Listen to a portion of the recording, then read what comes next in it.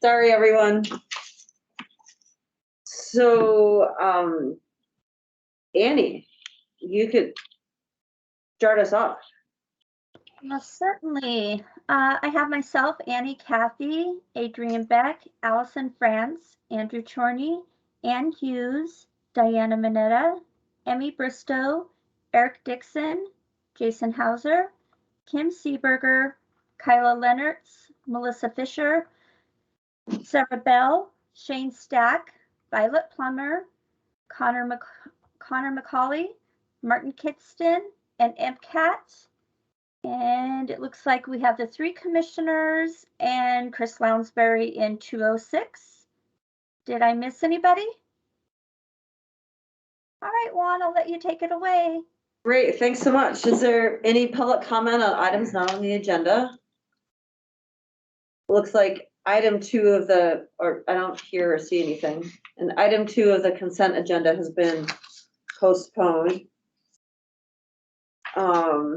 So we just have items 1, 3, 4, and 5 of the consent agenda. Do I need to read those aloud? Okay. Is there a motion to? I move that we adopt the consent agenda. I'll second that. Any further public comment? All in favor? Aye. Action items. Diana Mineta with amendment to the PSA with Energy Strategies LLC. Thank you, commissioners. This is our contract with Energy Strategies to support the development of a green tariff to advance Missoula County's 100% clean electricity goal. This contract, we entered into it in 2021. And it's been jointly funded by the county as well as the cities of Missoula, Bozeman, and Helena pursuant to our interlocal agreement also from last year. And so this amendment is to extend the end date of the contract through no fault of the consultant. The process of developing the green tariff has taken longer than initially anticipated. And this amendment also adds some funding. It was initially a $100,000 contract, and this amendment would add $20,000 to that in order to allow the consultant to investigate alternative approaches for Missoula County and our partners to meet our 100% clean electricity goals in case the green tariff effort is not successful, and also in recognition that the green tariff on its own would not get us all the way to 100% clean electricity. So of that $20,000 addition to the contract, that would be funded $10,000 by Missoula County, and those funds were approved in the current fiscal year budget, and $10,000 by the city of Missoula. Happy to answer questions if there are any. Great. I'm personally really excited that alternatives are being explored. And that can be a motion. Let's do this. I'll second it. Any further comment? All in favor? Aye. Aye. Thank you. Oh, I thought it was your phone. Jason Hauser with Electro Controls. Good morning. So this is the electoral control contract for out of the detention center. This is upgrading the Stafa MS 1800. This is an original system with the building for controls. This is part of the ARPA. It's part of the fan wall contract. It's all going to be coming in different contracts as to what it does. This is for about $40,000. This will allow us better control over the system. It's an integrated system, and it will allow us better access to the detention center's control systems, either there or remotely. So that's what it is. Thank you. Any questions? No, I'd move that we approve the contract. I'll second that. Any further comments? All in favor? Aye. Aye. Is that a new Thank you. rack behind Jason? That is a nice rack. Yeah, That is do a you nice have a- rack, man. That's new antlers. It's been 20 months. I figured I'd probably bring something in, I guess. So I Yeah. put, starting to move in. Thanks. Nice. Adrian Beck, subrecipient agreement with Missoula County and Clearwater Resource Council. All right, what you have before you is really just an update to a subrecipient agreement that we have between Clearwater Resource Council and Missoula County. This is in relation to the Hazard Mitigation Grant Program for post-fire mitigation activities that the county was awarded. We've been granted an extension both by the state of Montana and FEMA Region 8 to expend those funds, and so we needed to update the subrecipient agreement to reflect the extension dates. Essentially, what this allows for Clearwater Resource Council to do on behalf of Missoula County is carry out those mitigation activities within their sphere of influence, generally up in the Sealy Swan area, on private property, creating defensible space around homes in that area, and then request reimbursement for those eligible expenses under the grant program. How do you guys feel about extension? So I think we should do that. Why not? Yeah, there's my motion. I will second that. Okay, any comments? All in favor? Aye. Thanks. Thank you. God, I haven't heard of this next one. Yeah. Build grant? What Okay. is this about? All right. Okay, Shane.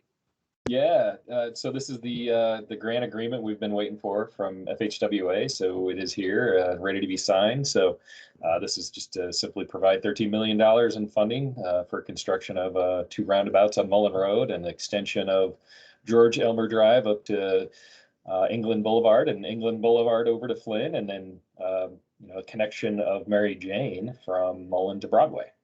I want to be the first to say it. $13 million doesn't buy what it used to. That does not. Yeah, and this is, I think, the most money we've ever spent on one space in terms of creating basically a new neighborhood. In many places, this would be another town in Montana, a place that, so I've heard, could hold up to 6,000 units of housing.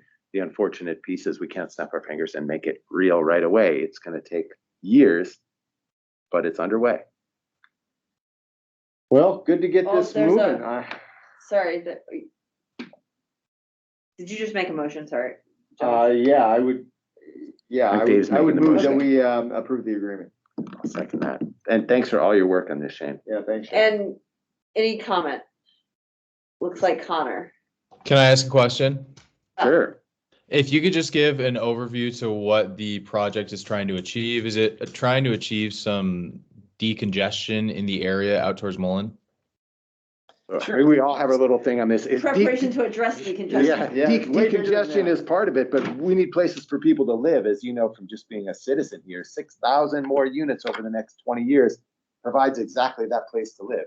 If we put in these roads, that paves the way for private developers to come in and build houses and neighborhoods. If they had to do the roads, those houses would cost a whole lot more and it would take a whole lot longer. So really an incentive to development? Absolutely. Perfect. Well-crafted, thoughtful development. And we master planned it. Yeah, too. this helps this helps install the infrastructure that will facilitate the implementation of the Squatuckane master plan. We're building roads, doing master planning, so developers can come in and build houses, and new folks will have places to live. Perfect. You're good. Thank you. Yeah, I'm offering up, or we're offering up Shane, if you want to get more details or cool graphics. Yeah, Shane's got all that. Shane has all of that. Yeah, I would say get a hold of us if you want some graphics, Connor. Is that okay? I can talk to Allison and send you an email. Sure. Perfect. Thank you. Okay, move seconded. Any further comment? All in favor? Aye. Thanks so much, Shane. Thanks. Yeah. Eric Dixon, Hendrickson Pitt. Yes, so as you may recall, we purchased a large parcel of land out here by the Y this summer with the intent to develop it as a gravel pit. We're working through that application process with our consultant, and this landowner consultation form is one of several that need to be turned in with the permit application, and it's just simply an acknowledgement by the landowner, which is the county, what our intent is with certain parts of the project. They're in section A. It's what our end use is. We don't need an access road. We're gonna leave some gravel there for our use, And then the big section on D is that we acknowledge that we will be following DEQ's rules for both during our operation and the end use. So this, the other couple forms that we're turning in at this time, but don't require your signature, are a zoning compliance and a weed board notification. That is, of course, the noxious weed board that states what we'll be doing to take care of the land when we're done. So it's really just a standard form to go with a permit application. Okay, thank All right. you. I'd move that the board approve the chair to sign the landowner consultation form and we get this gravel pit underway. Second. Any comments? All in favor? Aye. Last one, you again, Eric. Yes, so earlier this winter, we discovered that a couple of our plow trucks up in Sealy had some cracked frames that were not noticed before, and so they were unusable, unrepairable. So we were able to shuffle some of our spare trucks from Missoula around to help out Sealy, but that did take away from our spare trucks that we sometimes need down here. So with the time delay that it would take to order new trucks and have them constructed and delivered, we opted to check on the availability of used trucks. And so we developed a fairly generic set of specifications that would work for our needs. And we worked with Dave Wall in the auditor's office to make sure that trying to purchase used trucks on a specification was a good process, and we worked that out, advertised the bids, and we received one bid that provided the 3 trucks we were looking for. So we'll have 2 that will go to Sealy, and the third might go to Sealy or it might stay down here. We have a couple other trucks that are probably not far behind the 2 that failed. So this $193,000 purchase for 3 trucks is about the equivalent of buying 1 new tandem axle truck. So we're going to get three good pieces of equipment with this. We had a couple of our mechanics go down to Salt Lake City and inspect the trucks. We're going to need to make some minimal repairs and then pay for shipping to get them up here. But we should be able to get them here within a week or 2. And if the winter season continues, we'll have them to use. If not, we'll be ready for next year. Great. I'd move that we authorize the chair to sign the bill of sale. Second, any comment? It's a good deal, 64,000 a truck or whatever it is. Yeah, and they all have less than 100,000 miles, which is far less than a lot of ours have. So we're getting we think it's a good deal too. Well done. All in favor? Aye. Aye. Correspondence. This looks like a juicy one. Okay, unclaimed property. Who is? I think that's probably Kim, but Do we just have to advertise this? I don't think we're talking about this until, maybe I'm thinking of something else. Kim Seeberger? Yeah, there was something that we were actually not going to be discussing or taking action on until like May or something, but. Oh, I remember. Was you that sent this or email. something else? Yeah, you were like, don't email us this until May because Yeah, it's because gonna I'll get buried. forget between now and then. yeah, I'm sorry, I was not involved in this one, so I don't know. I was thinking that might be what Kim was on for. Does this require a signature? Oh, here we go. Hi. Can you guys hear me? Yep. Yes. Oh, sorry, I couldn't find the darn button. No, this is not the delinquent taxes report that you guys were just talking about.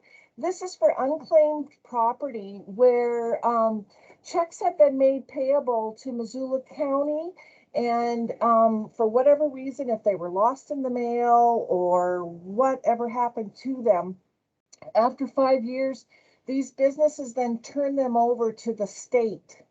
And I've done this claim before. Last time was a couple years ago, right before COVID hit. And we have approximately $9,100 out there that I'm trying to get back for the county. And they just need to have a letter signed giving me authorization to act on behalf of the county to collect these funds.